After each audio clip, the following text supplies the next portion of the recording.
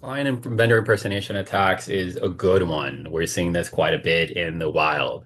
Why? Because you have a really relationship with that vendor or client, so you automatically have the trust of that client. Now, you have to look at a few things here. Just because and it's sort of this is difficult to handle, but a lot of attacks are supply chain based. What does that mean? It means that it comes from a trusted partner that's been already attacked. So you can get into a situation where you think you're getting information from a certain party and you really aren't. And that contributes to the impersonation aspect of things, right? So looking at messages that appear to be come from clients or vendors, don't just check the sender from in an email as an example, right? There's more things you have to look for. Look things that are urgent and ties to payments, invoices, sensitive requests, anything like that.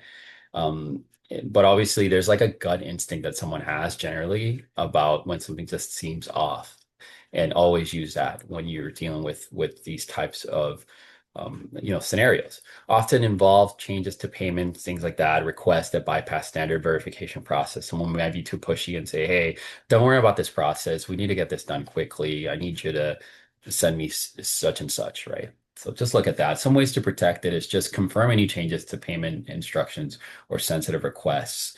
And then obviously have an approval workflow for any financial transaction. You shouldn't have that embedded within a financial process that should possibly be audited as well. Yeah, one thing I like to add, even though it's not AI specific here, but is this vendor specific, is that don't be afraid to audit your third-party vendors. Have a third-party security assessment and come out. There are several tools and templates out there on the web you could find.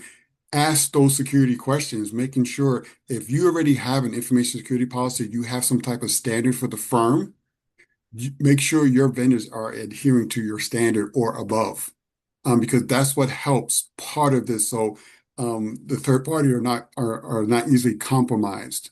Because as again, what Yvonne said, we're start seeing a lot of third party vendor attacks coming in, even impersonation attacks. So if they get compromised, what is the likelihood that you're going to get compromised? And that brings into risk management and everything else. So that's a whole different conversation, different webinar, but these are key components that you have to really think about.